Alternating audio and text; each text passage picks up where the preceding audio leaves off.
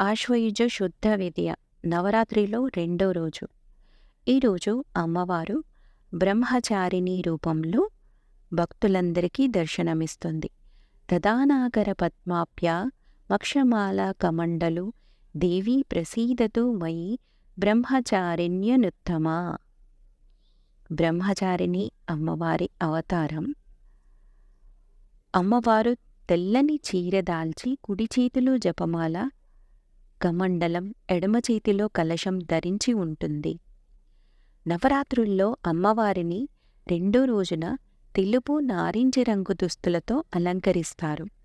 తెలుపు రంగు పూలతో పూజ చేస్తారు. బ్రహ్మచారిణి దేవి బుద్ధిని, శక్తిని ప్రసాదిస్తుంది.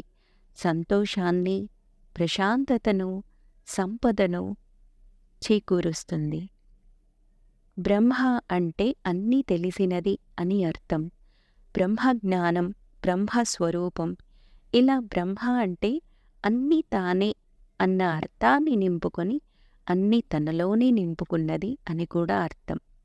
చారిణి అంటే కదలడం, ఒక పనిలో నిమగ్నమవ్వడం. బ్రహ్మచారిణి అంటే పెళ్ళికాని యువతి అని కూడా అర్థముంది.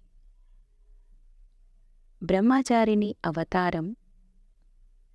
అమ్మవారు ఆ శివునిలో ఐక్యమవ్వడానికి 5,000 సంవత్సరాల తపస్సును ఆచరించింది.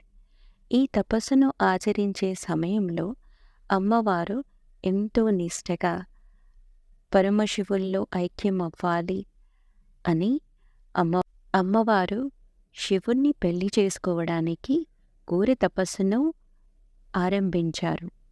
కేవలం పండ్లు, ఆకులను మాత్రమే తింటూ ఉన్నారు. కొన్ని రోజులకి ఆకులు తినడం కూడా పూర్తిగా మానేసింది. ఆ సమయంలోనే అమ్మవారికి అపర్ణ అన్న నామం కూడా వచ్చింది.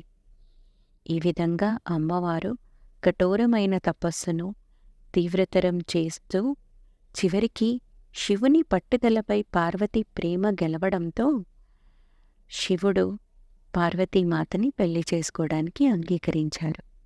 అలా అమ్మవారు బ్రహ్మచారిణి స్వరూపిణిగా అవతరించి సౌభాగ్యవంతురాలిగా మారుతుంది. ఈరోజు అమ్మవారికి పూజ చేసుకొని సగ్గుబియ్యం పాయసం నైవేద్యంగా సమర్పించుకుంటారు. ఓం శ్రీ బ్రహ్మచారిణ్యై నమః అనే మంత్రజపం, అదేవిధంగా దుర్గామాత మంత్రాలు, స్తోత్రాలు పఠిస్తూ అమ్మవారికి పూజ చేసుకొని అమ్మవారి ఆశీస్సులు పొందుతారు. కీలాద్రిపై ఈరోజు దుర్గా అమ్మవారు గాయత్రీదేవిగా భక్తులకు దర్శనమిస్తారు. సకల వేద స్వరూపం గాయత్రీదేవి. అన్ని మంత్రాలకు మూలశక్తి ఆ మాత. ముక్త, విద్రుమ, హేమ, నీల, ధవల వర్ణాలు కలిగిన 5 ముఖాలతో శంఖం, చక్రం, గద, అంకుశం ధరించి దర్శనమిస్తుంది. గాయత్రీదేవి ఉపాసనతో మంత్రసిద్ధి, బ్రహ్మజ్ఞానం కలుగుతాయి. గాయత్రీదేవి మంత్రజపంతో చతుర్వేద పారాయణ ఫలితం లభిస్తుంది.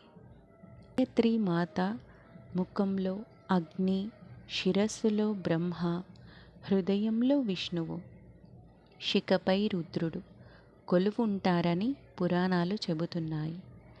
గాయత్రీదేవి ఉపాసన వల్ల బుద్ధి తేజోవంతమవుతుంది. గాయత్రి మంత్రజపం చతుర్వేద పారాయణ ఫలితాన్ని ఇస్తుంది.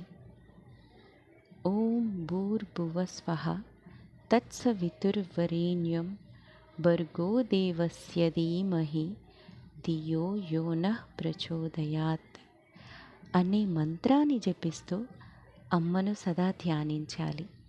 ఈరోజు అమ్మవారికి కొబ్బరి అన్నం, పాయసం, అల్లపు గారెలు నివేదన చేస్తారు. అందరూ కూడా అమ్మవారి పూజ చేసుకుంటూ ఆ అమ్మవారి చల్లని చూపులు మనందరిపైన ఎల్లవేళలా ఉండాలని ఆశిస్తూ సెలవు తీసుకుంటున్నాను. ఓం శ్రీ మాత్రే నమః.